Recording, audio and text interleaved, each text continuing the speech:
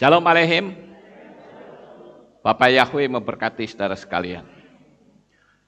Pada pagi ini sebelum kita mendengarkan firman Tuhan, saya akan perkenalkan terlebih dahulu jemaat yang baru pertama kali hadir di ibadah kita di pagi ini, yaitu ada Bapak Fernando Tambunan dari Depok. Di sebelah mana? Ya, kasih salam saudara-saudara. Ya, kasih salam yang dekat, ya. Kemudian Bapak Jonathan Michael Huta Barat dari Surabaya. Ya, kasih salam. Ya, puji Tuhan. Oke. Baik, Bapak Ibu yang terkasih, kita juga diminta untuk berdoa untuk beberapa orang.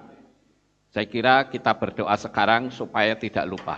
Biasanya kalau saya khotbah selesai jadi lupa. Kita berdoa untuk Bapak Naryo yang saat ini masih di RST untuk membersihkan penyakitnya, yaitu paru-paru yang basah. Ya, ada cairannya sudah diambil. Oh, ada. Loh, ini pesannya dari siapa ini?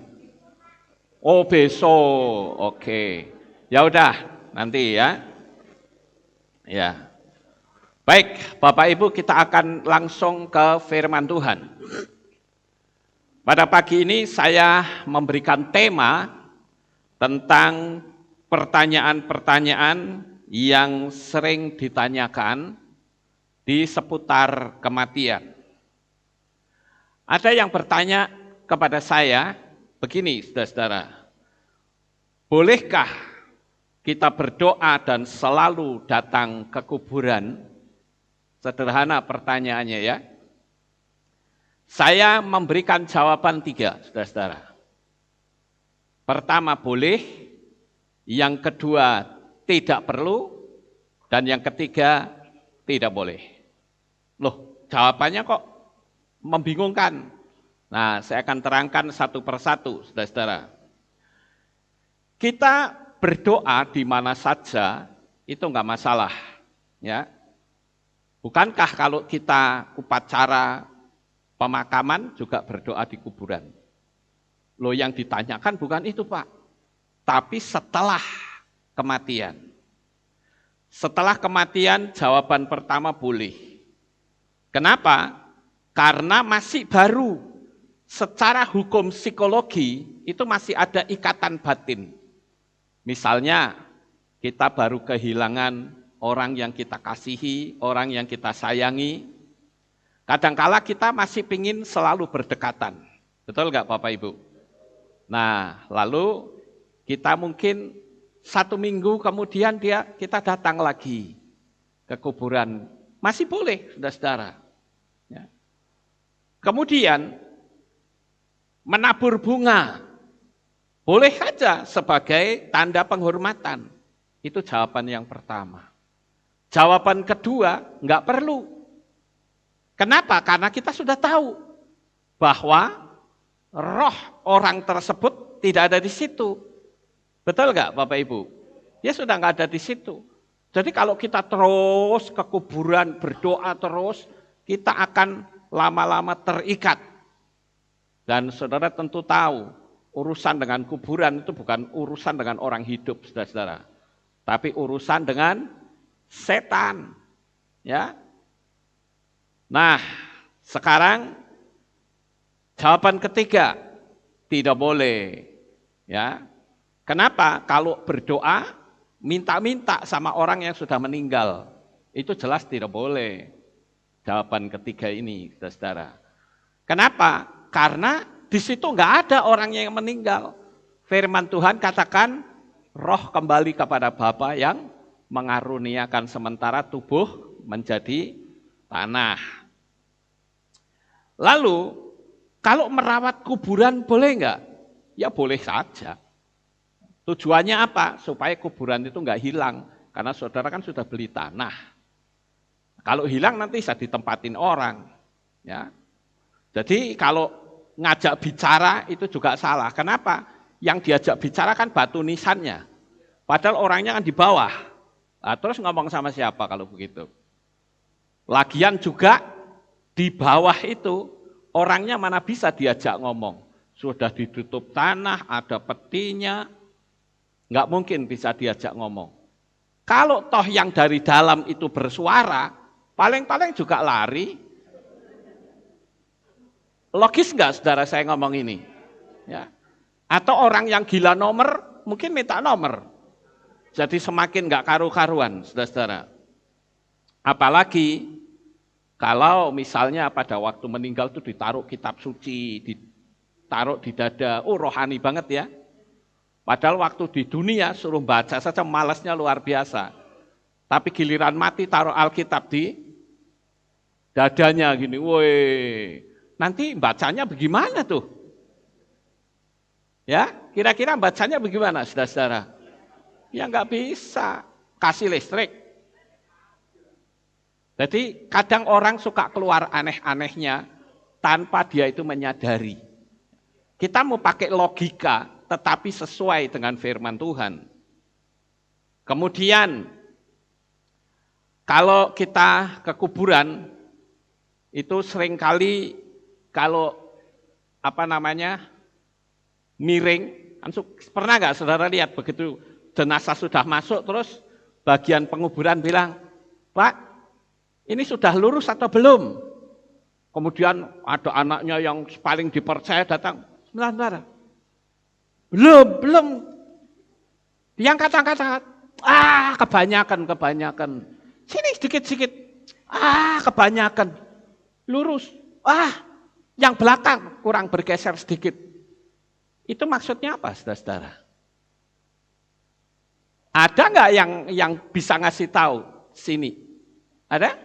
Kenapa kok harus lurus? Sampai orang bersusah payah harus meluruskan. Yang lebih kikrik lagi, pakai garisan, pakai meteran itu. Masuk akal nggak itu?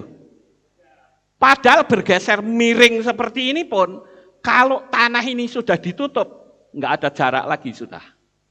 Dia mau pakai ukuran yang mana? Betul nggak, saudara-saudara? Jadi kita harus pakai hikmat. Saya pernah bertanya, kenapa sih harus diluruskan? Oh, itu supaya kalau nggak lurus nanti hidup kita sial, Pak. Loh, betulkah kesialan hidup kita hanya karena miring dan lurusnya jenazah? Tidak. Yang bikin sial itu diri kita sendiri. Mulut kita juga bisa bikin sial. Gaya berpikir kita juga bisa bikin sial. Kehidupan kita juga bisa bikin sial. Yang berenergi negatif bisa bikin sial. Tapi kalau jenazah yang miring, percaya saudara. Saudara itu sebagai anak-anak Bapa Yahweh. Keberhasilanmu tidak ditentukan oleh lurus dan miringnya jenazah. Amin. Saya harus kasih pengertian begini supaya paham gitu loh. Dan saya perlu kasih tahu, kadangkala menghormati orang yang meninggal itu sih bagus. Artinya begini, saudara-saudara, belikan peti yang mahal. Enggak masalah sih kalau saudara punya duit. Tapi kalau enggak punya duit, penguburan seperti ini paling bagus loh, saudara-saudara. Betul enggak? Firman Tuhan katakan bahwa tubuh kembali menjadi debu seperti semula dan roh kembali kepada Bapa. Jadi penguburan, saya boleh katakan dengan jujur, penguburan yang paling sempurna sesuai firman Tuhan itu penguburannya orang Islam. Karena modelnya begini, ya, bentuknya seperti ditaruh di bawah, paling ditutup ini. Jadi tubuh ini akan menyatu dengan tanah jauh lebih cepat. Tapi memang kayaknya agak kurang nyamannya kok kayak lemper gitu ya saudara-saudara. Ya.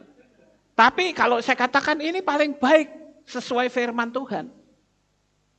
Karena apa? Karena tidak terhambat penyatuannya dengan tanah. Tapi kalau kita pakai peti ya saya pikir tidak usah yang mahal-mahal, cukup yang sederhana saja. Ya, cukup yang sederhana. Kemudian saya juga menganjurkan supaya jangan diisi dengan kekayaan. Misalnya gelang, kalung, lepasin saudara. Saudara bukan kurang ajar sama orang itu, tidak sama sekali.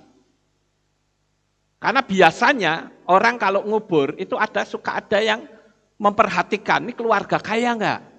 Dulu kan pernah sering terjadi bukan? Orang dikubur, malamnya didogil, hilang saudara-saudara.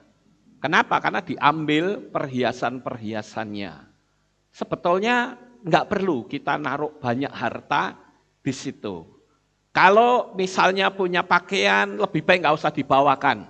Dikumpulkan, taruh bagian sosial, akan jauh lebih menjadi berkat daripada cuman sekedar dikubur. Paham nggak Bapak Ibu? Kita harus belajar seperti itu. Ya, sekali lagi naruh kitab suci di dada itu juga tidak boleh. Ya, itu sama saja buang kitab suci. Orangnya nggak bisa baca, percaya aja saudara-saudara. Mau sampai 100 tahun pun nggak bisa baca, di samping gelap. Juga sudah kaku, nyawanya nggak ada di situ. Untuk apa dibuang? Itu hanya secara psikologi saja, seolah-olah kalau nanti malaikat datang, jenazahnya nggak ada urusan dengan malaikat. Malaikatnya sudah berlalu, ngambil nyawanya, saudara-saudara. Kemudian juga saya perlu kasih tahu, karena ini kan sekarang penonton saya nggak cuman dari Kehilat ini, tapi seluruh dunia yang menonton. Mungkin ada di antara saudara pada waktu penguburan jenazah, khususnya bagi orang-orang Chinese, sebelum peti jenazah itu diberangkatkan, biasanya apa yang mereka lakukan? Memecah semangka, saudara. Begitu, ya sudah siap, oke, pecah, buak, ngeng, mulai jalan ambulansnya. Saya katakan enggak perlu. Untuk apa pecah semangka? Saudara tahu enggak? Cobalah kalau ada sesuatu dipertanyakan. Kenapa kok pecah semangka khususnya orang-orang Chinese? Saya ngerti saudara. Kenapa harus pecah semangka? Karena ada kepercayaan lama, tentu bukan iman kita bukan? Yang mengatakan nanti di alam rohnya sana, supaya dia tidak masuk neraka. Nanti di situ ada dewa yang menjaga pintu neraka, yaitu Dewa Giam Loong. Ya, kalau nanti mau masuk situ kasih semangka udah lolos gitu, saudara. Ya, jadi nggak perlu, kita bukan di situ iman kita, saudara. Amin.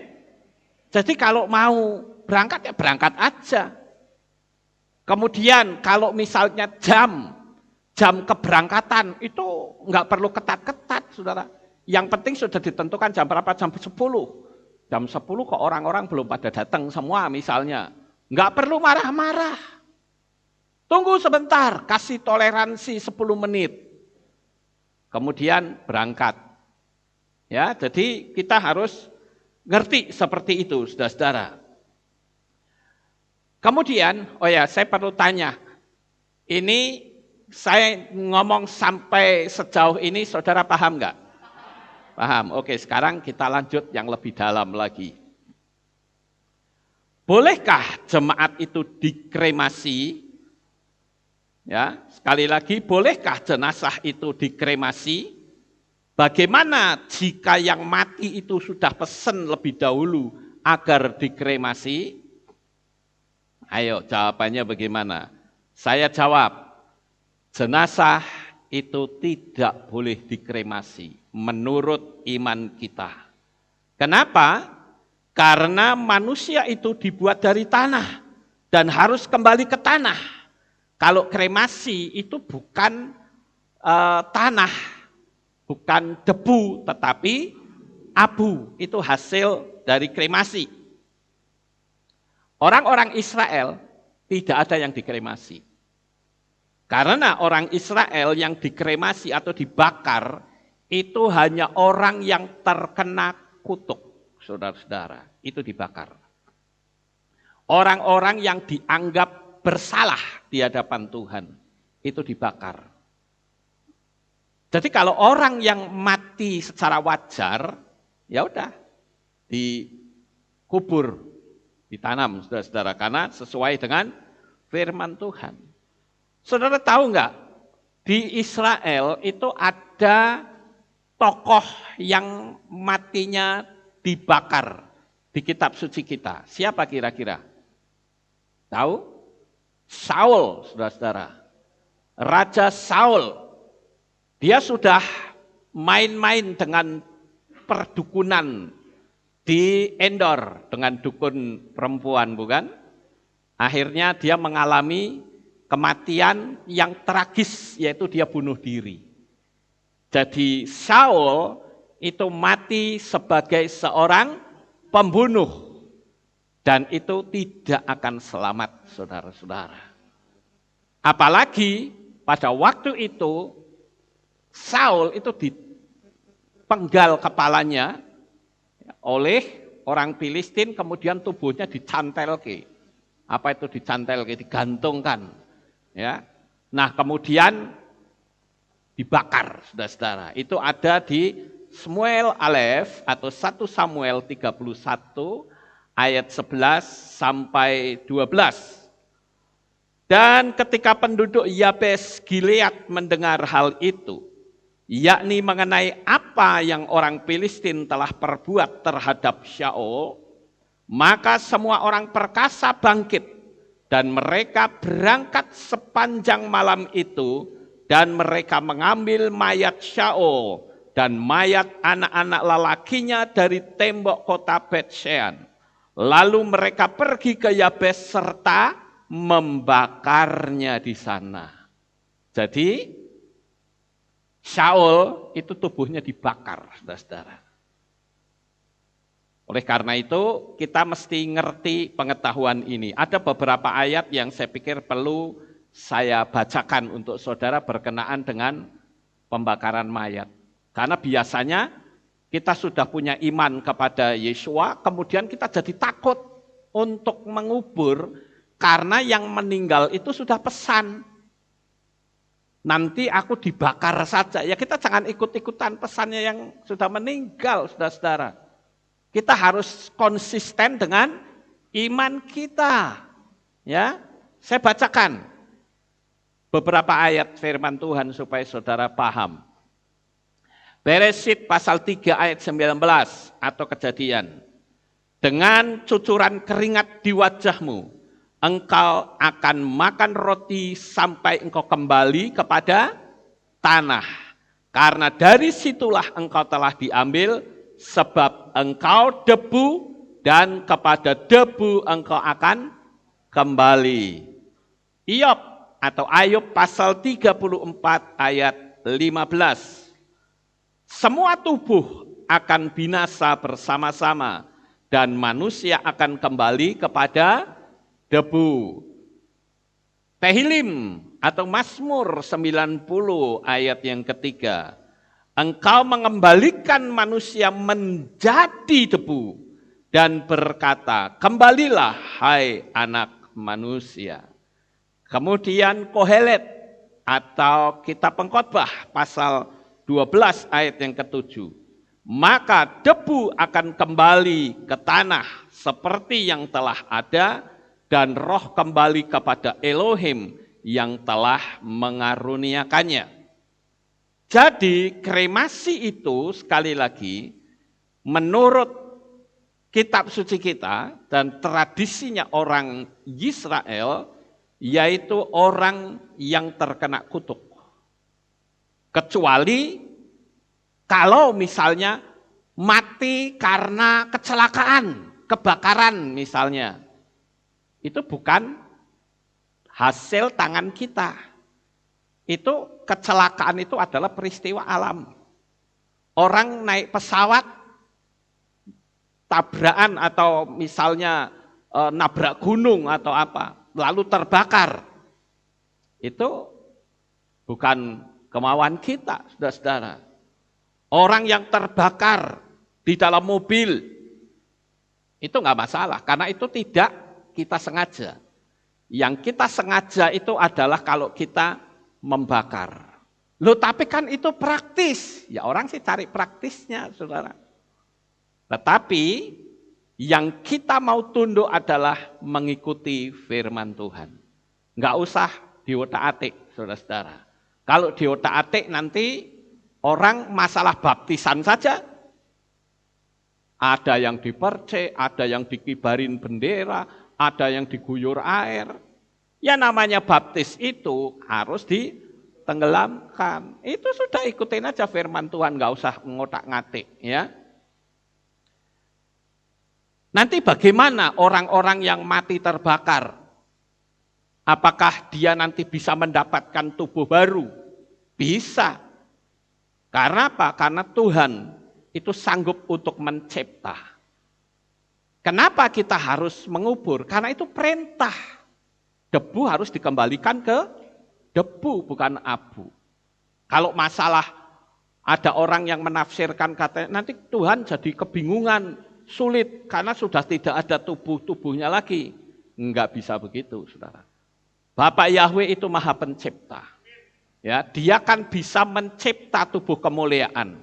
Tidak harus menggunakan tubuh yang mati terbakar. Tidak harus. Karena dia menciptakan tubuh kemuliaan. Kenapa sih kok harus dikubur? Ya memang perintahnya begitu. Manusia itu terbuat dari tanah. Saya bacakan di ayat yang terakhir yaitu kitab Gilyahna atau kitab Wahyu pasal 20. Ayat 13 sampai 15. Dan laut menyerahkan mereka yang mati dari dalamnya. Dan maut serta maut menyerahkan mereka yang mati dari dalamnya. Dan mereka masing-masing dihakimi sesuai dengan perbuatan-perbuatan mereka. Dan maut serta alam maut dilemparkan ke dalam lautan api. Ini adalah kematian kedua. Dan jika seseorang tidak didapati tertulis di dalam kitab kehidupan itu, ia dilemparkan ke dalam lautan api. Jadi kalau bicara api itu sudah bukan sesuai dengan firman Tuhan kita. Amin, saudara-saudara? Nah, sekarang kita akan lihat ya, saya melihat salah satu tayangan ya masih seputar kematian, saudara-saudara. Ada cerita yang cukup menarik, yaitu cerita dari seseorang driver ojol, saudara-saudara, yang bernama Bapak Mondi. Dan cerita ini saya ambil dari Transmedia, ya, atau Trans TV. Ceritanya begini, saudara-saudara. Pada suatu malam, ya, Pak Mondi ini mendapat order dari seorang perempuan. Dan pada waktu itu, dia lalu mengantarkan perempuan tersebut untuk pulang. Tetapi di tengah jalan, perempuan ini berkata begini, "Mas, kita mampir dulu ya ke tukang sate."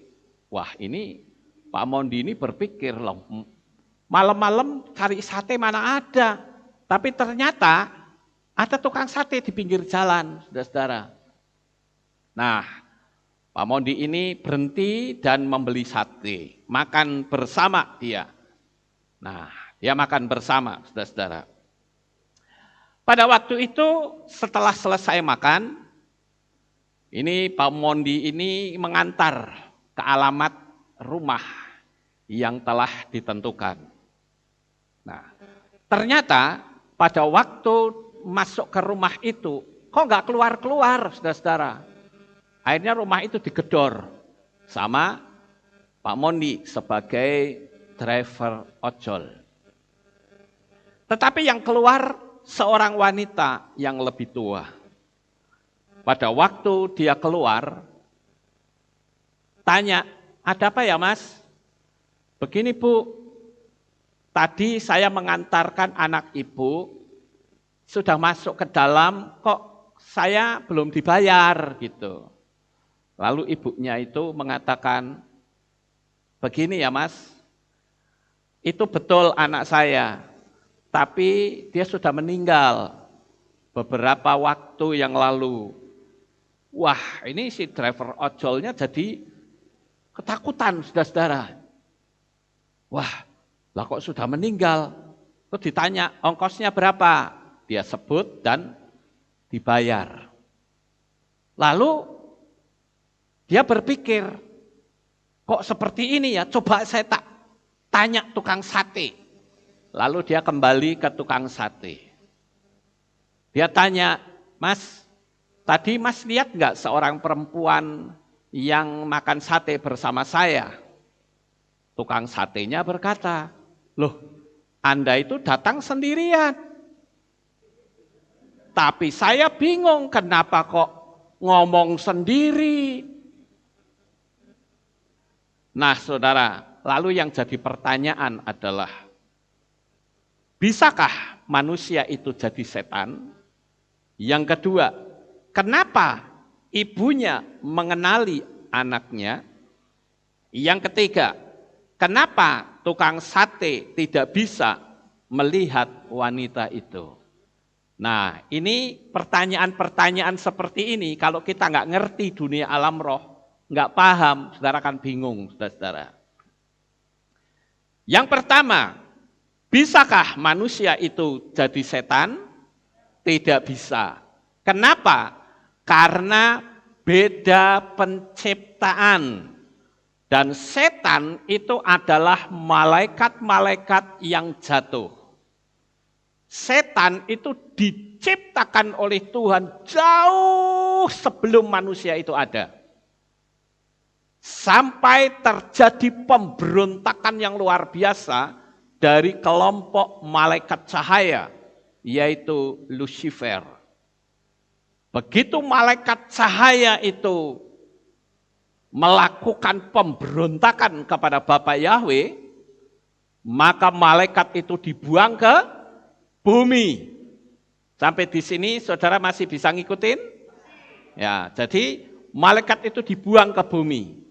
Disitulah Bapak Yahweh menjadikan manusia.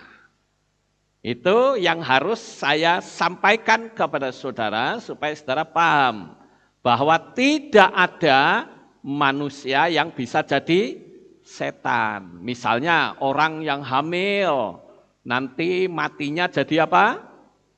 Jadi kuntilanak. Ada juga yang sundal bolong. Itu sebetulnya bukan manusia, saudara. Itu setan. Karena sekali lagi saya tetap mempercayai firman Tuhan bahwa orang yang mati, rohnya kembali kepada Bapa. Nah, sekarang yang jadi pertanyaan, kenapa kok ibunya mengenali kalau itu adalah anaknya? Nah, itu adalah setan yang mengawasi kehidupan anak tersebut. Jadi begini ya saudara, sejak kita lahir, kita itu sudah diawasi oleh setan. Setan yang selalu mengawasi gerak-gerik hidup kita. Dari sejak kita bayi sampai kita dewasa. Pertanyaannya, untuk apa sih setan ini mengawasi hidup kita? Dialah yang mencatat semua kehidupan kita selagi kita ada di dalam dunia ini. Untuk apa? Untuk disodorkan pada waktu kelak kita ada di kursi pengadilan Tuhan. Kita nanti akan dituduh oleh roh itu, saudara. Paham nggak? Lah nanti yang menjadi pembelanya adalah Yeshua HaMashiach. Jadi sekalipun roh itu menuduh kehidupan kita yang lama dalam kursi pengadilan, maka Yeshua akan mengatakan tidak, dia sudah nggak ada dosanya. Kenapa? Karena sudah aku beli dan harganya sudah tunai dibayar dengan darahku. Nah, disitulah orang tersebut lolos, saudara. Makanya saya katakan, kalau kita terikat sesuatu di dunia ini, lepaskan ikatan saudara. Karena firman Tuhan katakan, apa yang kau ikat di dunia ini akan terikat di Samayim atau di sorga. Tapi apa yang kau lepas di dunia ini, dia akan terlepas di Samayim. Nah, ini juga saya bisa arahkan ke masalah baptisan, saudara. Anda dulu dibaptis, dimeterai dalam nama siapa? Ini loh penting. Itu kepemilikan saat saudara dibaptis dalam nama yang lain, roh itu, spiritnya akan mengikuti kita terus sampai ke kursi pengadilan Tuhan.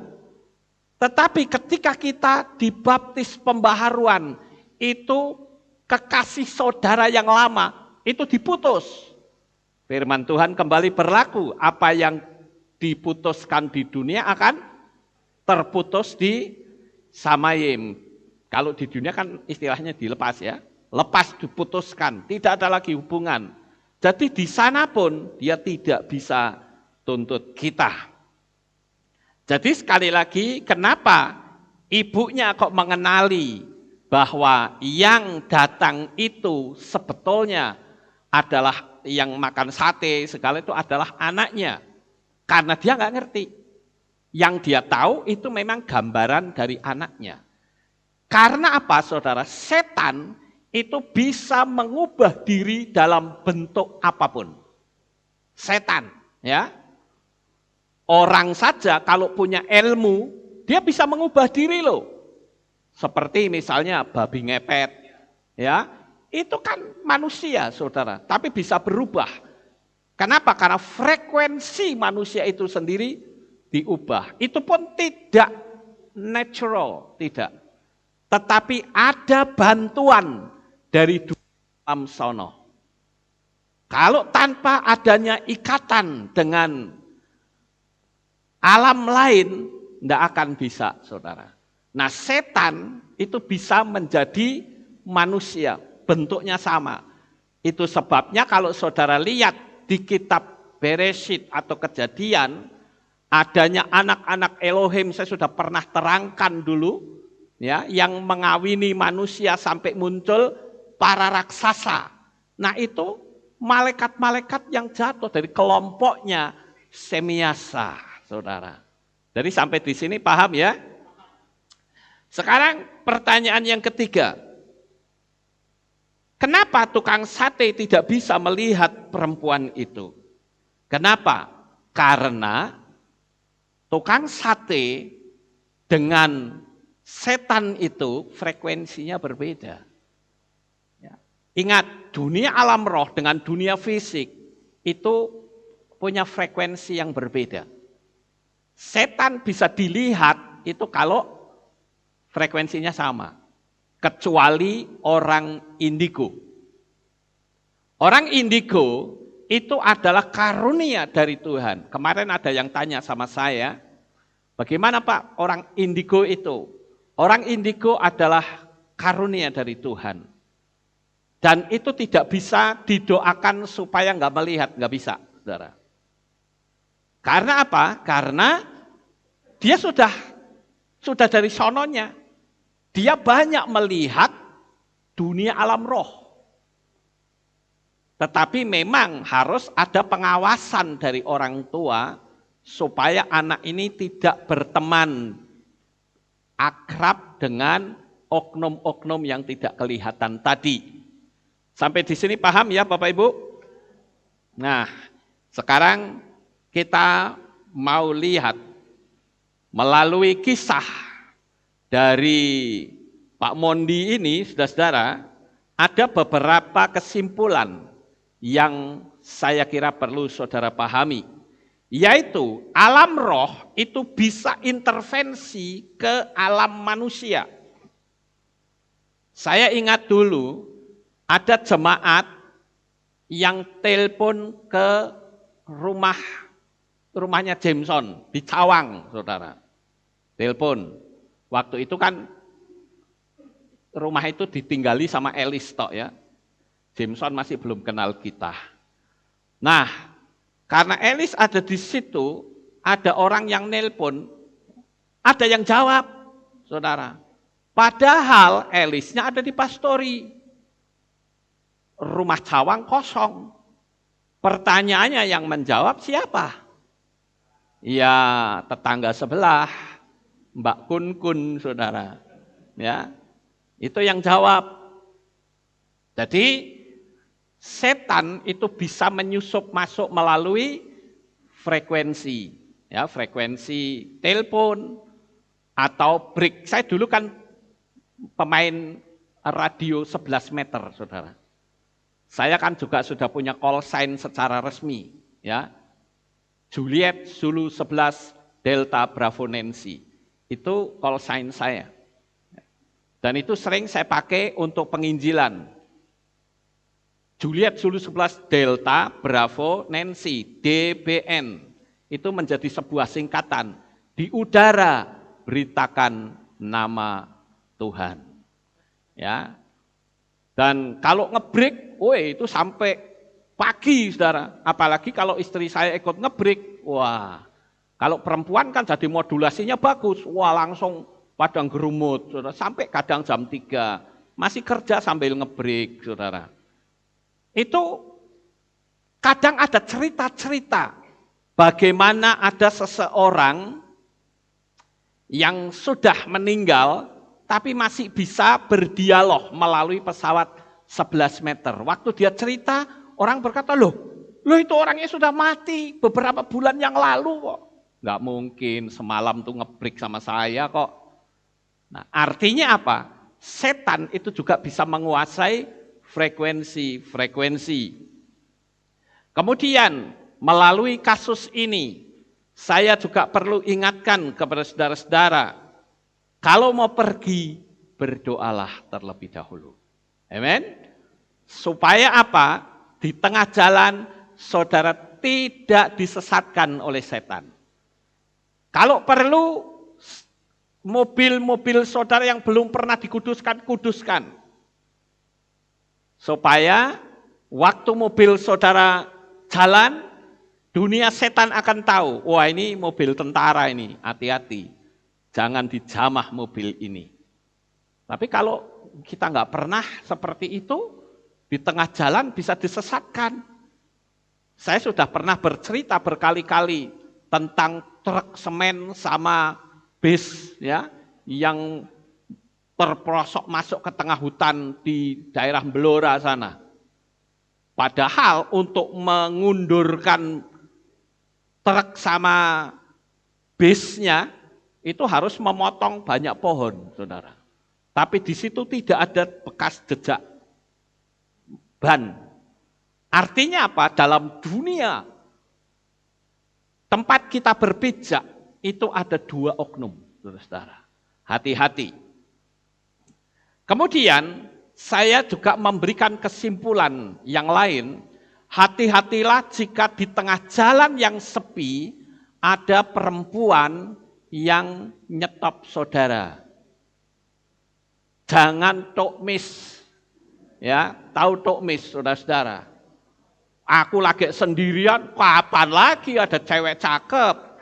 Langsung disamperin saudara. Saya pernah mendengar sebuah kisah seorang supir truk dalam perjalanan melewati Alas Roban. Saudara tahu Alas Roban? Antara Pekalongan ke Semarang itu kan ada Alas Roban namanya. Sebelum ada tol, orang pasti lewat ke situ. Nah, di Alas Roban itu ada cerita tentang sopir truk yang sendirian nyetir, di tengah jalan itu ada cewek yang nyetop. Dia samperin, dia duduk. Wah seneng kan? Wah ini saya dapat teman cewek lagi, asik nih sambil nyetir. Dan dia mulai, biasalah, namanya juga laki-laki saudara tahu. Ya. Dan ternyata semakin lama, kok baunya semakin busuk saudara-saudara. Baunya tuh semakin menyengat. Waktu dia toleh, ternyata kuntilanak saudara-saudara. Langsung truknya berhenti, kabur dia. Makanya saya katakan kalau bepergian malam, sendirian, hati-hati. Saya pernah pada waktu itu bersama dengan istri saya, entah dari mana, lupa saya. Waktu perjalanan, sampai saya kan mau ke Sragi, kalau mau ke Sragi atau kembali ke Magelang. Tapi yang saya ingat waktu itu, saya sedang setir bersama istri saya, tiba-tiba ada seorang perempuan yang sedang payungan di pinggir, saudara. Begitu saya agak sedikit mendekat, saya lihat sudah tidak ada orangnya. Nah itu siapa pertanyaannya? Itu adalah setan, saudara. Jadi hati-hati ya melalui cerita ini. Nah, saya juga perlu memberitahukan kepada saudara, kalau saudara beribadah seperti sekarang ini, beribadahlah dengan sungguh-sungguh. Ya. Nah, kenapa kita harus beribadah dengan sungguh-sungguh, saudara-saudara? Karena di tengah-tengah kita itu ada malaikat-malaikat Bapa Yahweh. Amin. Nah, ini saya akan putarkan sebuah video di mana ada 7 orang yang sedang latihan musik pada waktu itu, latihan nyanyi. Tetapi sekalipun itu hanya latihan, ternyata ada beberapa malaikat yang ikut bernyanyi bersama. Ya, suaranya itu jadi indah sekali seperti ratusan orang yang ada di dalam gereja itu. Ini sampai masuk koran ya. During choir practice in Kansas. Ya. Kansas ini kota ya. Ya, negara bagian di Amerika Serikat ini, Kansas ini ya. Nah, ini dikatakan apa? Angel singing touch on tape ya. Jadi pada waktu dia nyanyi, cuma 7 orang loh, saudara-saudara. 7 orang, tapi waktu dia nyanyi, khususnya berkata, haleluya. Halelu itu artinya pujilah, Yah itu kependekan dari Yahweh. Jadi haleluya artinya pujilah Yahweh. Malaikat ikut nyanyi. Kita tonton sejenak videonya ya. Oke, silakan.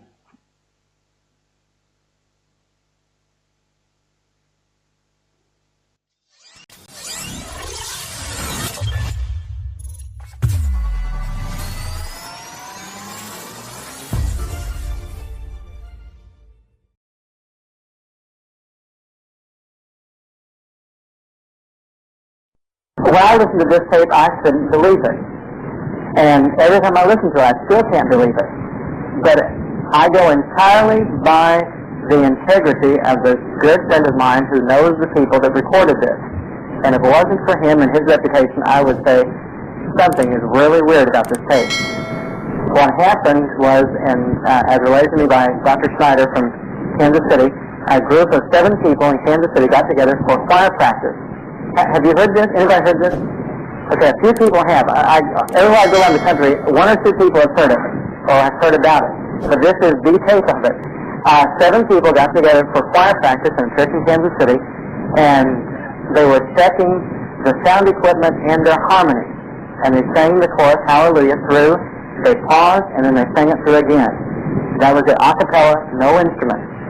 And when they started playing it back, they thought something went wrong with the system until they realized that there were thousands of voices singing with them. There was a harp, bass guitar, trumpets, all sorts of things in there. And then during the time that they had paused, there's a solo, which none of them sang. To complicate matters, one of the men that was singing with them a few months later went down to Haiti on a missions trip, and when he was down there, the group, the church they were ministering at, the song leader was leading them in the Hallelujah chorus, and during the middle of it, he started singing this chorus, or the verse that's found on this tape. And he went up to the song director afterwards, who didn't speak any English, and asked him where he got the words to that verse that he sang. And he said, I didn't sing a verse.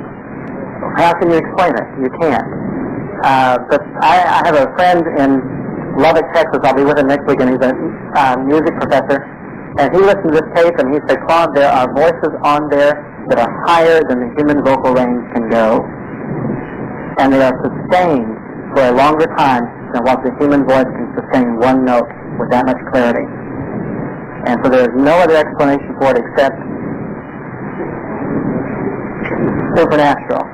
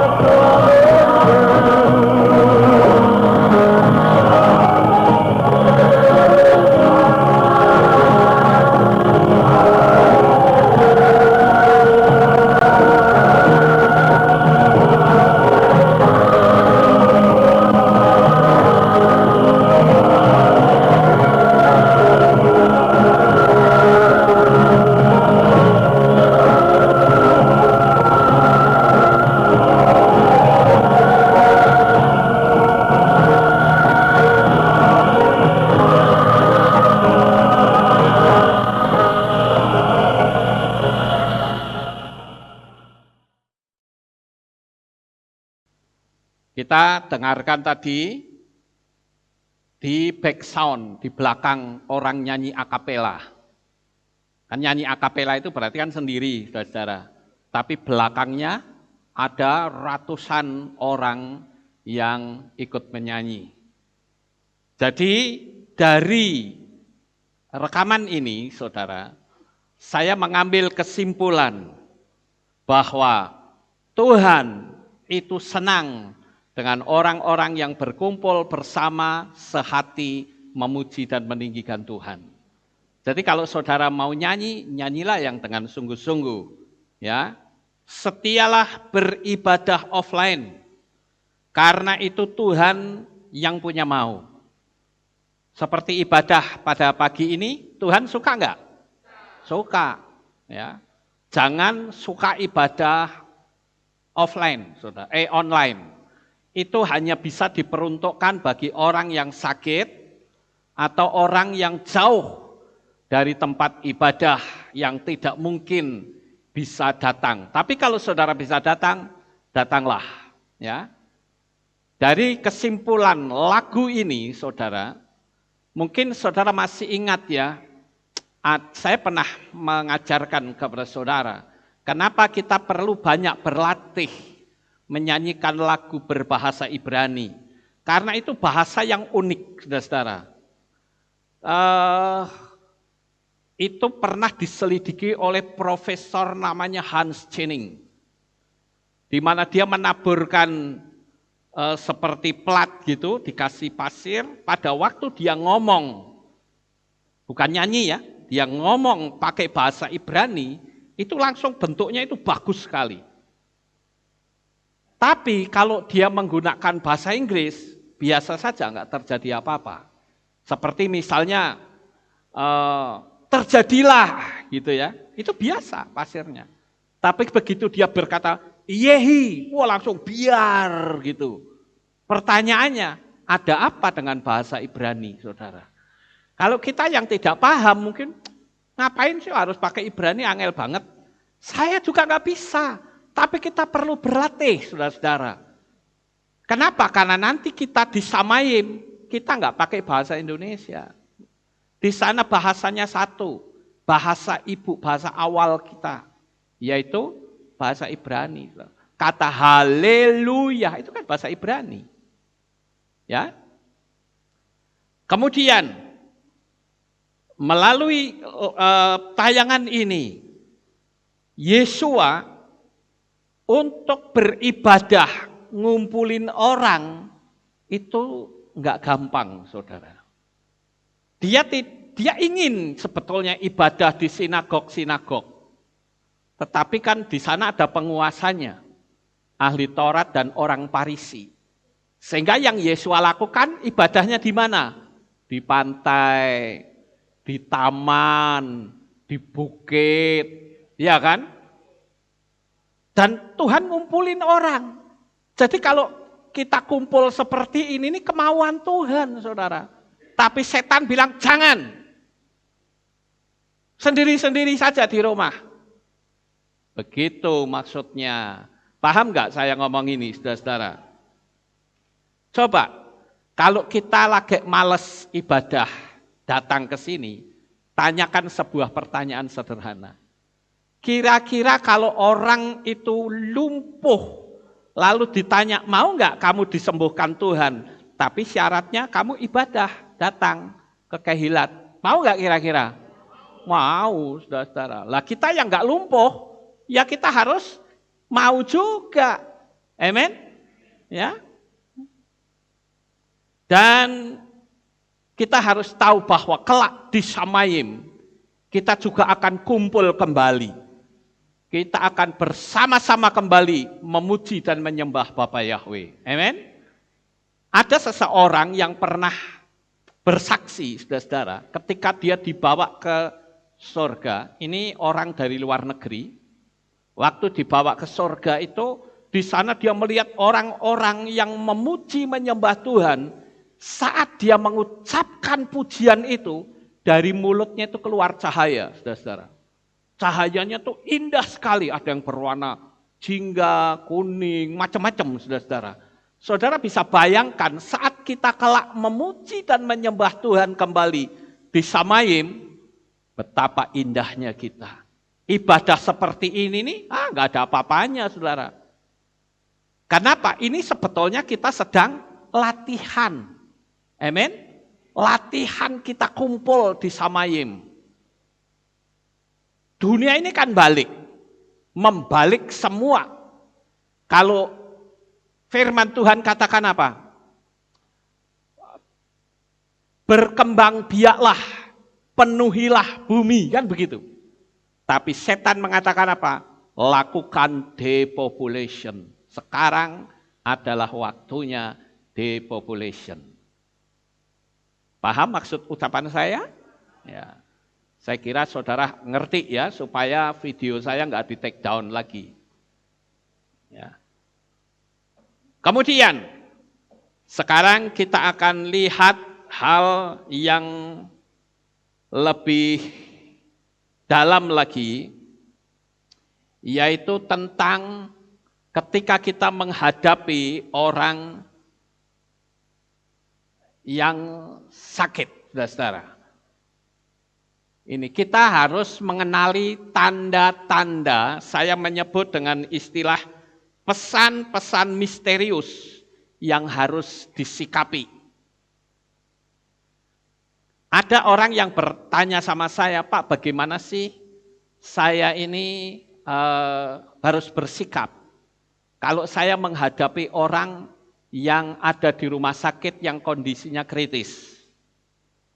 Saya perlu kasih tahu ya saudara-saudara.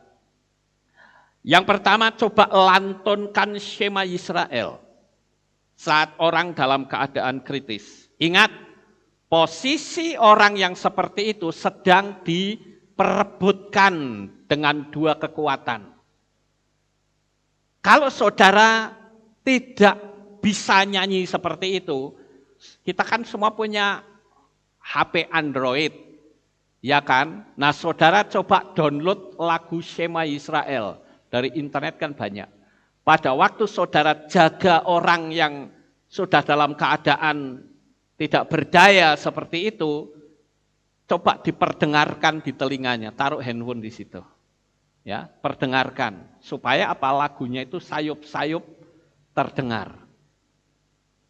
Mungkin saudara berkata, loh ini orangnya koma, mana bisa? Secara fisik iya, tetapi secara alam supranatural dan alam bawah sadar, mereka masih bisa mengenali.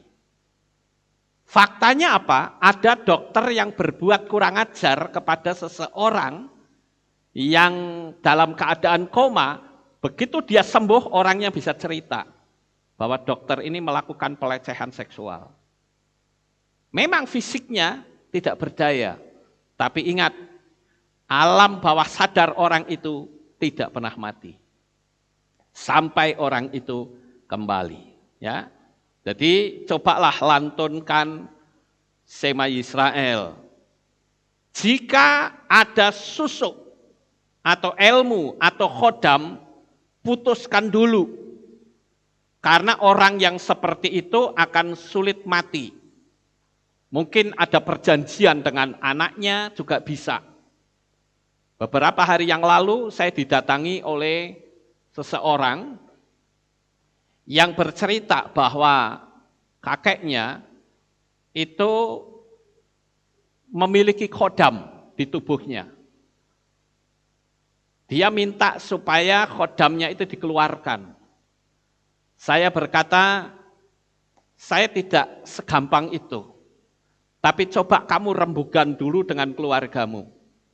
Mengingat si kakek ini umurnya sudah sekitar 90-an, saudara. Tapi badannya masih kuat.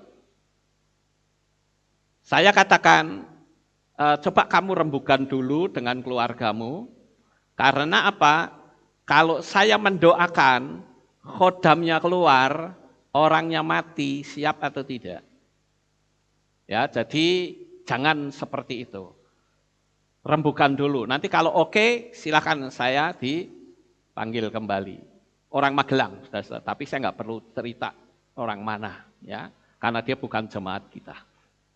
Jadi mesti kita ngerti kenapa ada orang yang nggak mati-mati karena mungkin ada ikatan perjanjian. Saya masih ingat dengan mamanya Ko Yohan, ya, yang di Bogeman gitu.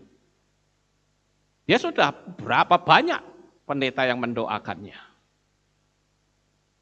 Waktu itu puasa sampai berapa lama itu ya? Kalau nggak salah 60 hari kalau nggak salah ya. Berapa lama dulu ya Ko Yohan, ingat nggak? Berapa? 69. 49. Bayangin, orang 49 hari loh puasa. Harusnya sudah meninggal, saudara-saudara. Ini enggak meninggal. Hidup enggak, meninggal enggak, kayak gitu sudah. Nah, waktu saya datangin, saya berdialog. Ternyata ketahuan bahwa si ibu ini pernah ada ikatan perjanjian dengan putrinya. Aku enggak akan mati sebelum kamu kawin. Saya tanya sama Ko Yohan, sudah punya pacar belum? Belum. Waduh, ya sudah, saya putuskan. Waktu itu saya ingat saya ikut sel di Bogeman, saudara. Waktu saya putuskan, enggak lama lah. Ya, paling 10 menit atau 15 menit. Waktu diputuskan, saya ditelepon lagi. Pak Lukas, mama sudah meninggal. Wah, puji Tuhan. Ya, saudara-saudara, sampai-sampai saya dijuluki apa? Malaikat maut, saudara. Awas, kalau orang sakit, jangan suruh Pak Lukas doa. Wah, nanti bukannya sembuh malah mati katanya. Ya enggak juga sih. Cuman karena orang sulit mati gitu kan, ya keluarganya sudah ACC, ya sudah panggilin aja malaikat maut, suruh ambil daripada kasihan penderita kan begitu. Ya Bapak Ibu. Jadi saya perlu kasih tahu tentang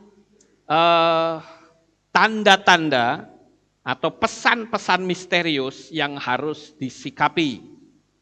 Jadi kalau ada susuk, putuskan dulu. Ada khodam, putuskan dulu. Ya.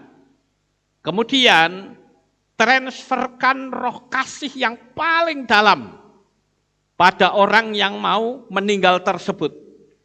Jangan izinkan orang-orang di luar iman untuk intervensi dengan memberi air atau jampi-jampi atau apapun yang mengandung klinik, saudara-saudara. Dulu saya pernah mendoakan seseorang, orangnya sudah mulai bisa duduk, minta makan, tiba-tiba ada keluarganya datang malah ngasih minum, bukannya sembuh malah mati, saudara-saudara. Jadi kita mesti hati-hati, konsisten dengan iman. Amin. Nah, saya akan tunjukkan tentang tanda-tanda misterius yang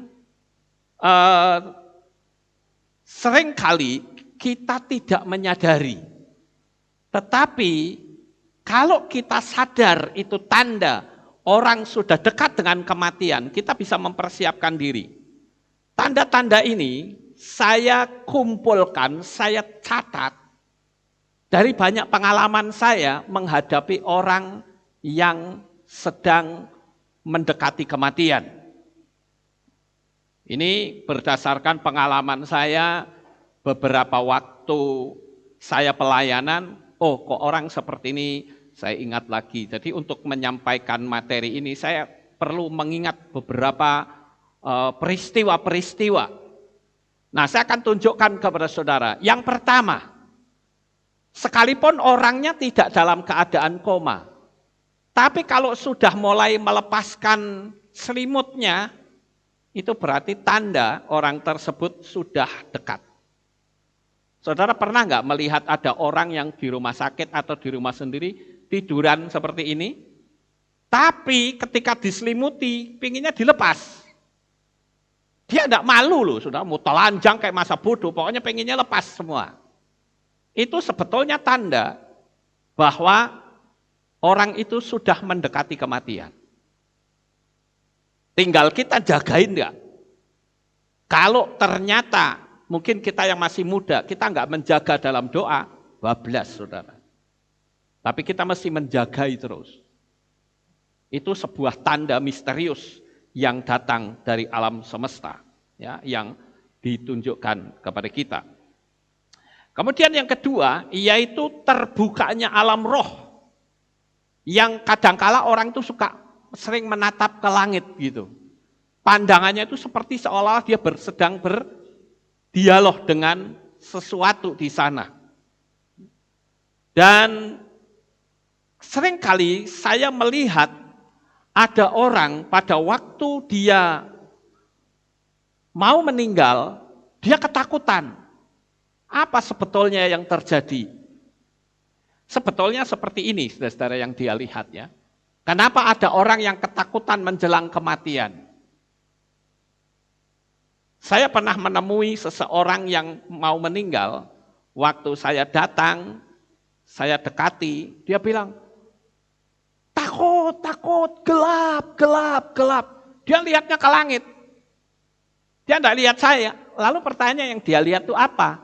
Ya seperti ini, penglihatan-penglihatan yang misterius dari alam semesta.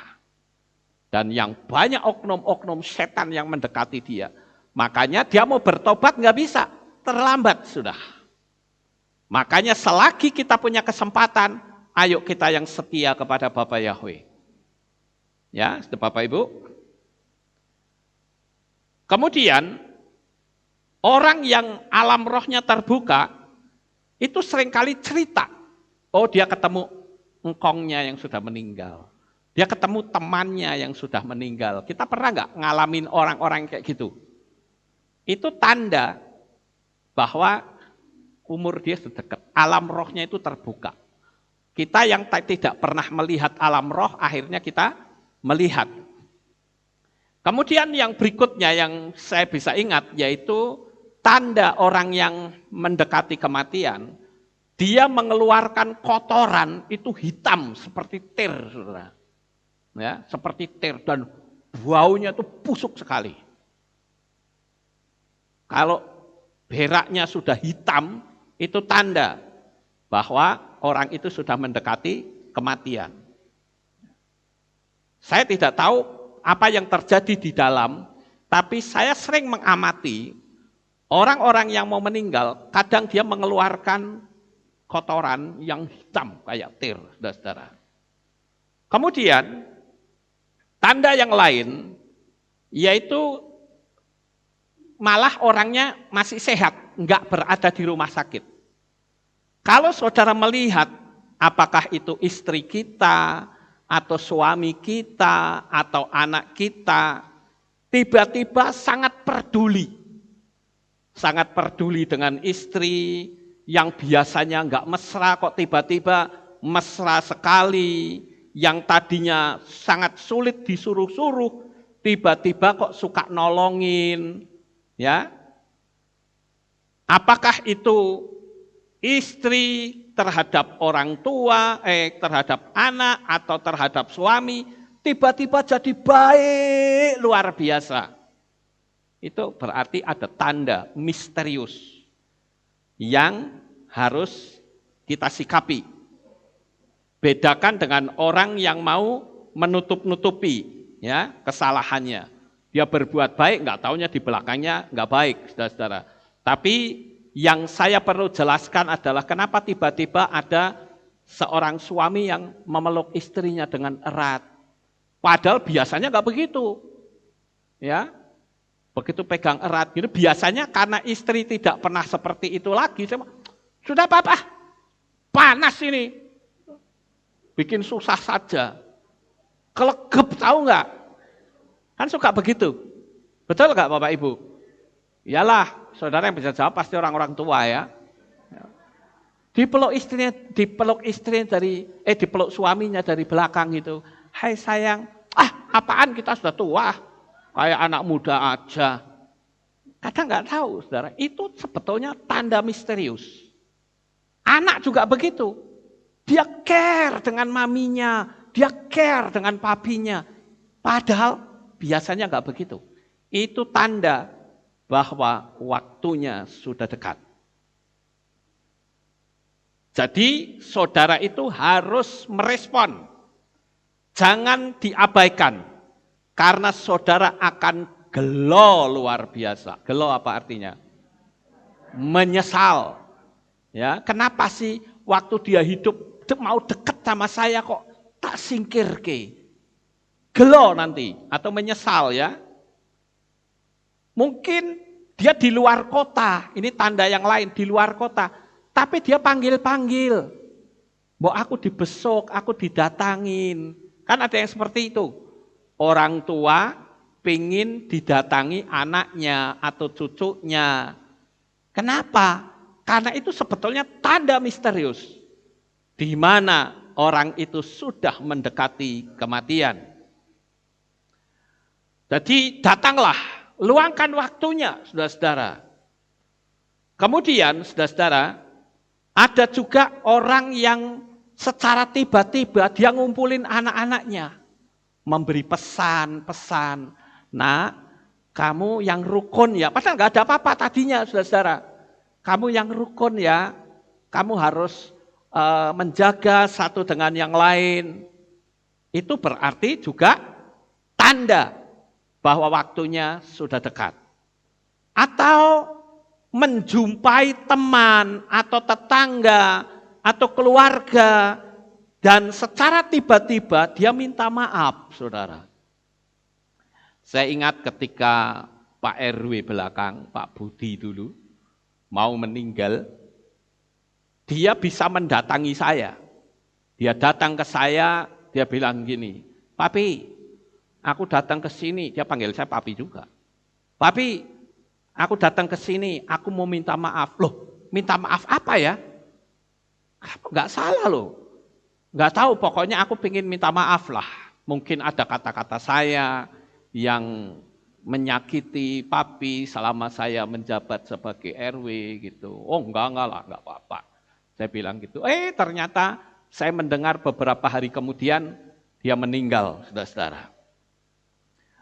Atau yang berikutnya, tanda-tanda misterius akan datangnya kematian. Ada orang yang melakukan tindakan-tindakan yang aneh. Misalnya apa? Dia tidak bisa menahan kencing.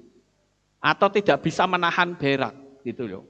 Main ngebrok gitu aja, saudara-saudara. Bisa di depan rumah atau dimanapun. Bicaranya juga ngawur, ngelantur, saudara-saudara. Nggak jelas arah pembicaraannya. Dan terlihat kebingungan. Itu berarti tanda orang tersebut sudah dekat dengan kematian. Tapi kadangkala kita yang nggak ngerti, kita marah. Kenapa sih kencing saja kok geladrahan? Biasanya kan ke kamar mandi. Kita kan suka begitu ya. Kita nggak ngerti, nggak peka. Sebetulnya orang-orang yang seperti itu adalah orang yang mendekati kematian. Ngomongnya suka ngawur gitu loh. Nggak nyambung dengan orang lain. Itu berarti tanda orang itu sudah mendekati kematian. Dan tadi saya sudah sampaikan terbukanya alam roh, tetapi biasanya orang yang di sekelilingnya itu nggak ngerti, saudara. Terbukanya alam roh secara tiba-tiba. Kemudian yang berikutnya, tanda-tanda misterius lainnya. Yaitu sering bertanya, hari ini itu hari apa ya? Kemarin saya juga tanya begitu, tapi saya yakin saya nggak akan mati, saudara-saudara. Kemarin itu saya tanya, tahu nggak kemarin kan hari Sabat toh? Malam Sabat itu, saya sudah nyiapkan materi ini tahu. Saya sudah siapkan, saya duduk di pastori gitu, ini nanti saya ngomong sama Alin di loh, Pi, ini kan hari Jumat, besok Sabat. Oh ya?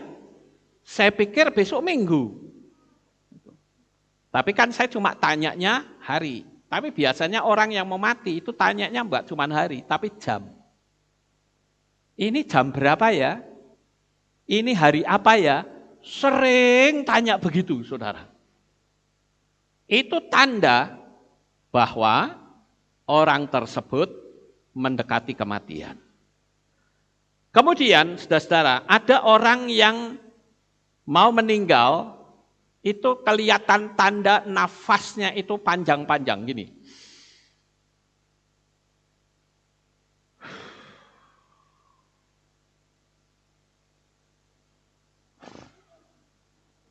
Panjang-panjang, tapi dalam keadaan sakit biasanya orang yang seperti itu. Itu berarti tanda bahwa kematian sudah sangat dekat.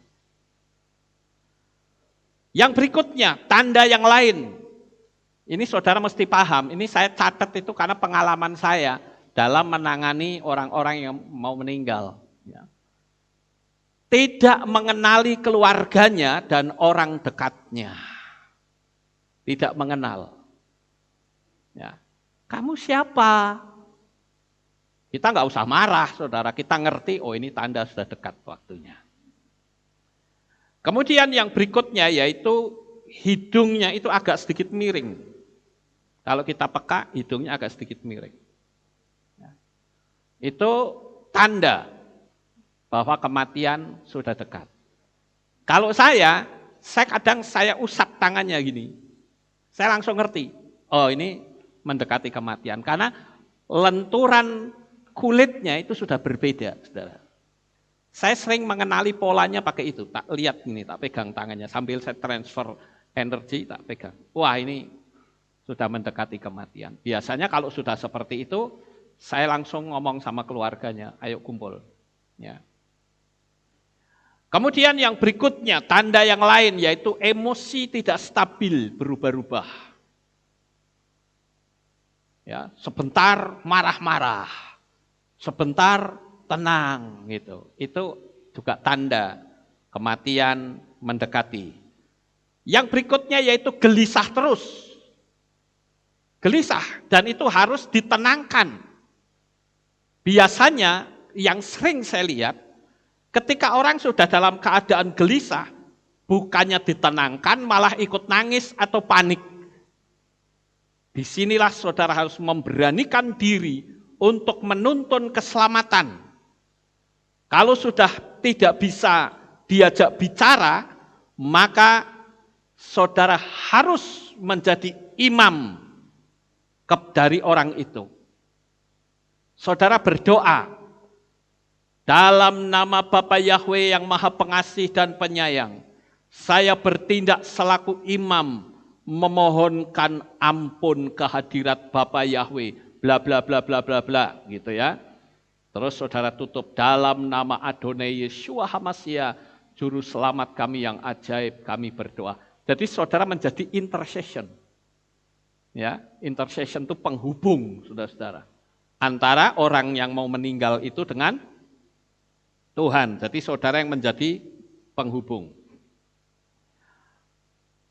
Kemudian ada pertanyaan yang lain. Bagaimana kalau kita ditanyain bahwa anaknya mendapatkan mimpi kalau mamahnya yang meninggal itu datang?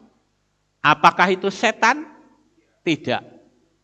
Kenapa? Karena biasanya cuma baru beberapa hari Tuhan memberikan otoritas untuk apa? Anak itu menjadi tenang. Pernah ada jemaat yang mamanya meninggal, kemudian anaknya mendapatkan mimpi, dia tanya sama saya, itu apa? Itu bukan setan, tetapi otoritas dari Tuhan untuk meneguhkan iman kita, agar kita tetap bertahan dalam iman dan tidak boleh sedih. Sebab orang yang meninggal itu sudah ada di Syamayim, sudah disenangkan bersama dengan Bapa Yahweh. Jadi Bapak Ibu, kalau ada pesan seperti itu di alam mimpi, itu belum tentu itu setan. Lihat pesannya itu seperti apa. Ya. Kemudian tanda yang lain, sering bicara ngajak pulang, padahal di rumahnya sendiri. Pernah nggak saudara lihat kayak gitu? Ya, di rumahnya sendiri kok bilang, ayo kita pulang yuk. Lu pulang kemana? Ini rumahnya sendiri. Itu berarti tanda. Ya, seringkali karena kita nggak tahu, kita ngotot, saudara, marah-marah. Bagaimana sih? Ini rumah sendiri kok ngomong pulang-pulang, mau pulang kemana? Gitu loh. Atau dia ngomong, aku mau pergi jauh. Itu juga tanda, saudara-saudara. Jadi, jangan saudara membentak orang-orang yang seperti itu. Ya. Nah, sebagai penutup, saya akan putarkan saat-saat papa saya mau dipanggil pulang oleh Tuhan. Saya ceritakan sedikit, saudara-saudara. Ini videonya cuma 5 menit, enggak sampai 4 menit ya. Papa saya itu adalah seorang pendoa syafaat yang sejati. Dia selalu berdoa untuk anak-anaknya dari mulai jam 2 sampai jam 5, kalau tidak salah jam 5 atau jam 6. Dia selalu berdoa untuk anaknya, untuk cucunya ya. Nah, pada waktu itu dia sakit. Dia ada di rumah sakit. Kami satu keluarga sudah menjagai seluruhnya. Ya, termasuk ada beberapa teman yang di Ambarawa juga ikut menjagai dia. Tapi saya rasa umurnya sudah tidak lama. Lalu Pak Yakub ngasih tahu sama saya, dia bilang gini, kayak papa ketoke wis ora suwi. Itu papa itu kelihatannya sudah nggak lama. Saya bilang kalau saya lihat memang begitu, ya wes kamu toh sing doa, saya bilang gitu. Dia jawab papa, ya kowe sing doa, kowe kan sing kurang ajar karo papa. Dia bilang kamu kan yang doa, kamu kan yang kurang ajar. Memang satu keluarga saya yang paling bandel, paling kurang ajar. Saya pernah mau mukulin papa saya, saudara-saudara. Akhirnya apa? Loh kayak gini bukannya dia yang katanya seorang kakak ini malah nyuruh saya, kowe lah sing kurang ajar, mono doake gitu. Ya sudahlah, saya ke situ. Saya lihat papa saya sudah dalam keadaan seperti itu, saya ngomong gini, Pak, anak-anak sudah berusaha dan rasanya kami sudah harus merelakan papa pulang. Saya bilang, Papa pulang duluan, nanti saya akan menyusul. Ya, saya ucapkan terima kasih, Papa sudah mendoakan saya sebagai anaknya menjadi gembala supaya Tuhan tuntun. Saya ucapkan terima kasih. Sekarang silahkan Papa pulang. Bapak Yahweh menanti di Shamayim. Saudara tahu, waktu saya pegang tangannya, dia langsung melihat wajah saya dan seolah-olah dia hendak mengucapkan selamat tinggal, selamat berpisah. Lalu dia mengembuskan nafas terakhir. Sudah selesai. Saya keluar. Saya temui Pak Yakub. Bapak wis dipanggil Tuhan. Saya bilang gitu. Ya. Baru pada masuk, gembruduk masuk semua, saudara. Ya sudah, enggak apa-apa. Tapi di situ saya punya hikmah. Yaitu apa? Saya orang yang pernah berbuat kurang ajar, iya saya akui. Tapi di tangan saya pula, papa saya baptis pembaharuan. Di tangan saya pula, dia sempat saya ikut memelihara hidupnya pada saat dia sering sakit. Dan saya bersyukur Bapak Ibu, karena peristiwa itu kita atau saya punya kesempatan untuk bisa melihat bahwa ternyata Bapak Yahweh memakai orang yang kurang ajar kayak begini. Ya. Dan Tuhan memberkati kehidupan Papa saya. Kita lihat videonya sebentar ya. 4 menit saudara sebagai penutup.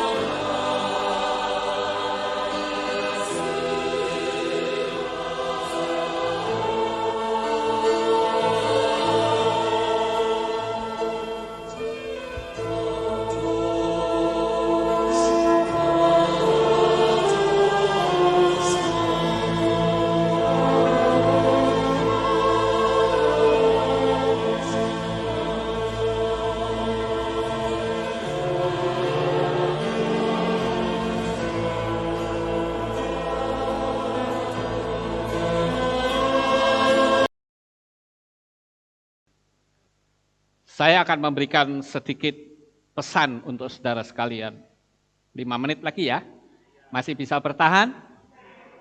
Ya, saya nyiapin materi ini susah-susah. Ya, saya berharap saudara bisa bertahan. Kesimpulannya, betapa dalamnya penyesalan saya, bahkan sampai hari ini. Karena saya terlahir sebagai anak yang punya keberanian yang luar biasa sama orang tua. Memang saya anak kurang ajar, anak durhaka, saya akui. Saya berubah pada saat saya bertobat menerima Tuhan. Tahun 79. Disitulah papa saya melihat perubahan hidup saya. Sehingga dia juga bisa sungguh-sungguh dengan Tuhan. Bahkan menjadi pendoa syafaat. Jadi pesan saya adalah, kalau saya yang kurang ajar, saya orang yang berani dengan orang tua, bisa bertobat, saya percaya saudara yang mungkin ada di berbagai belahan dunia yang lain, yang nonton streaming ini, kasihilah orang tuamu, saudara. Mumpung masih ada kesempatan, karena orang tuamu, dia yang membesarkan hidupmu. Berbahagialah jika saudara masih memiliki orang tua. Jangan sia-siakan. Kenapa? Istri saya punya kerinduan bersama saya untuk bangun rumah bahagia. Karena sebagai pengganti orang tua.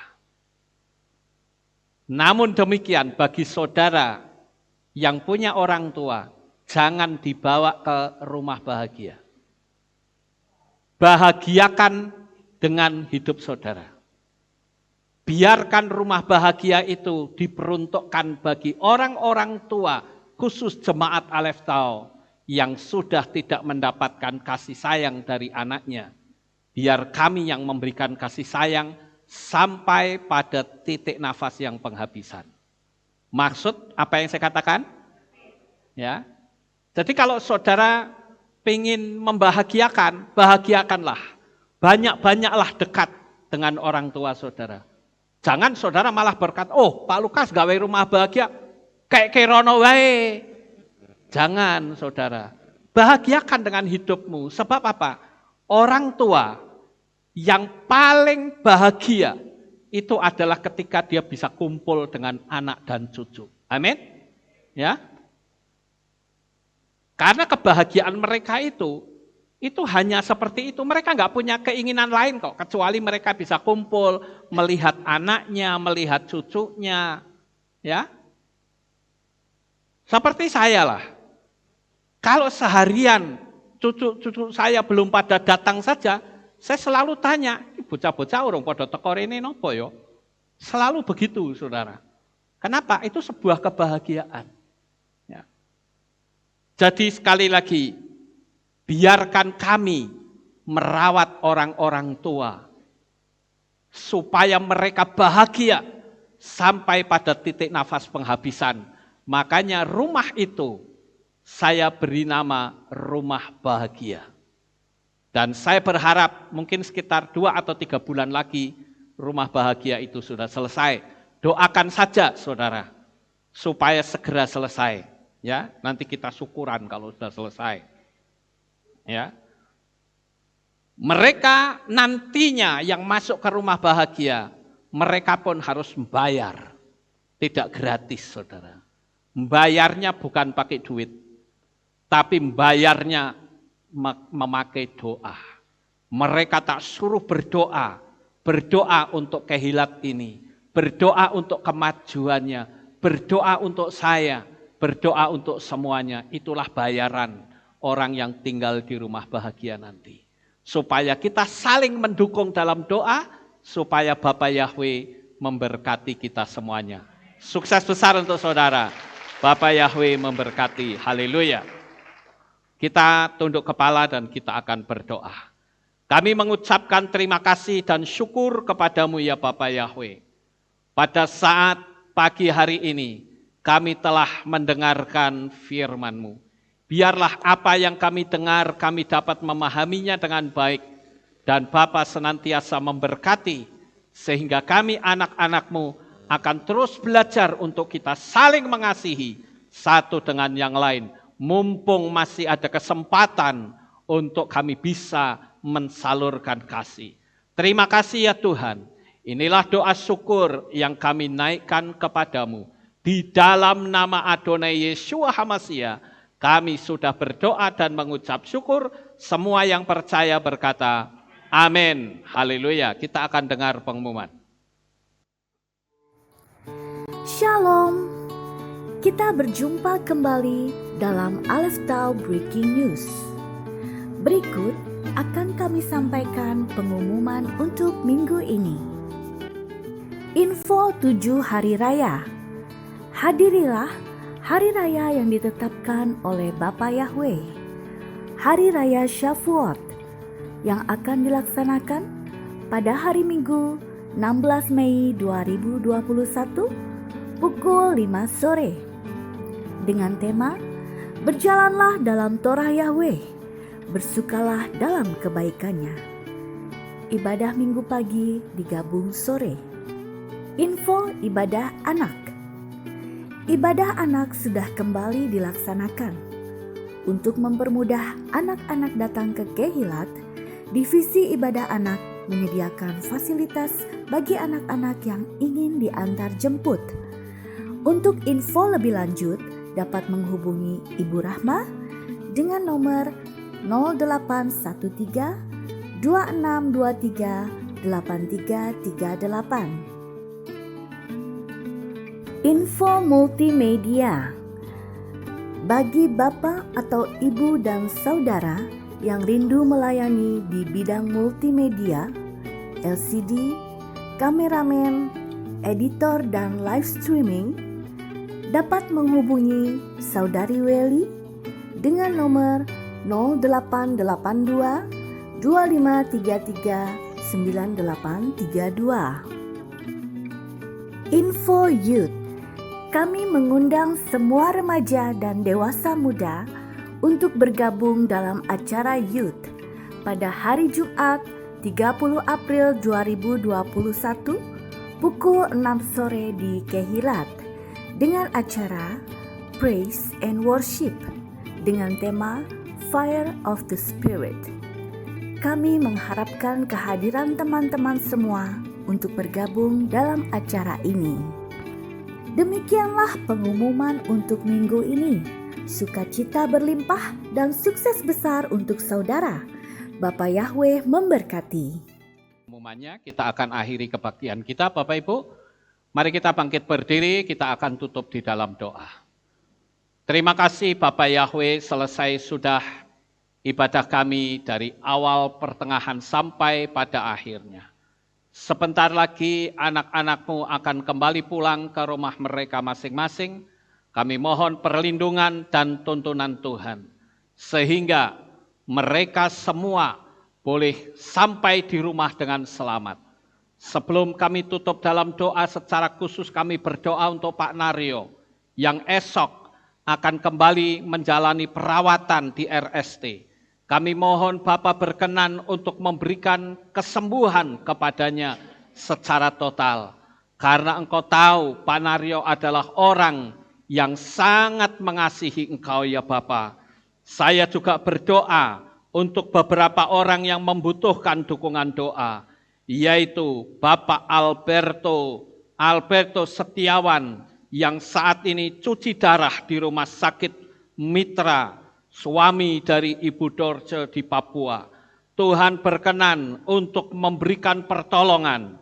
Begitu juga dengan Ibu Salomina yang ada di Papua dan Ibu Berry. Tuhan selalu memberikan kesehatan yang sempurna untuk mereka semua.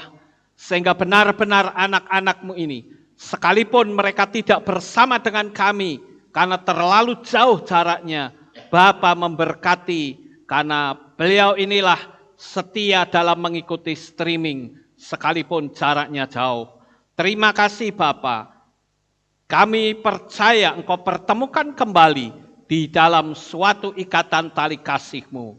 Inilah doa syukur yang kami naikkan kepadamu. Diberkatilah seluruh umat-umat Bapa Yahweh saat ini sampai selama-lamanya. Di dalam nama Adonai Yeshua HaMashiach kami sudah berdoa. Mari kita angkat tangan kita dan kita akan menerima berkat Kohanim. Haleluya. Yevarechecha Yahweh wa yishmereka.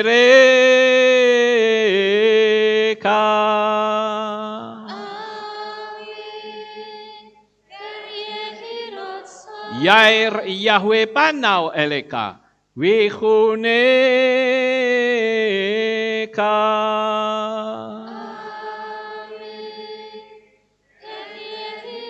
Yesa Yahweh panau eleka wa yashem lecha shalom.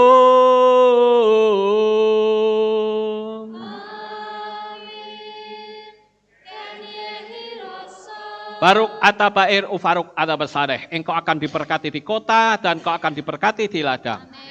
Baruk peripitne kau friat matka ufri fahem teka shikar ala peka wa esterot sonika. Diberkatilah buah kandunganmu, diberkati hasil bumimu, diberkati hasil ternakmu, anak-anak lembumu dan anak-anak dombamu. Baruk tan akau misyar teka diberkatilah bakulmu dan tempat adonanmu. Baruk ata boboy kau faruk ata bet seteka dan kau akan diberkati pada waktu kau masuk dan kau akan diberkati pada waktu kau keluar. Baruk ata Yahweh Elohenu melek haolam besem Yeshua HaMashiach ruah hakodes kile olam faet. Kami sudah berdoa dan mengucap syukur. Haleluya. Amen.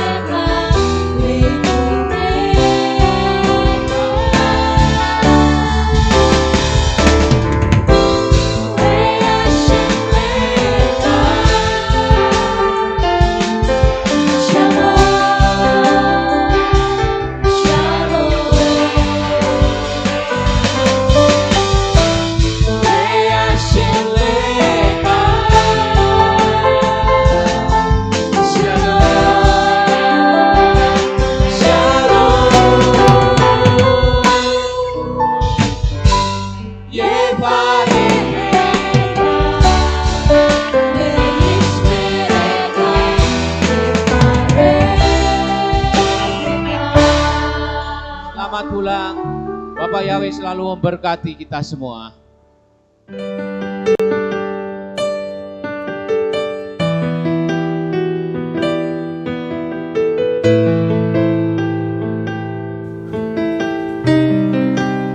Segala pujian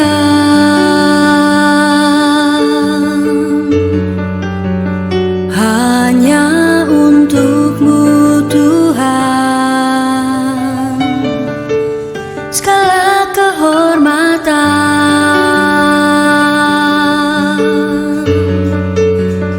juga punya-Mu Tuhan.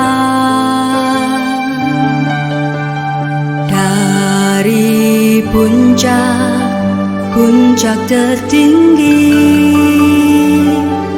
sampai lembah terlandai, semua karya kasih cinta-Mu, sujud menyembah Sang Maha Pencipta.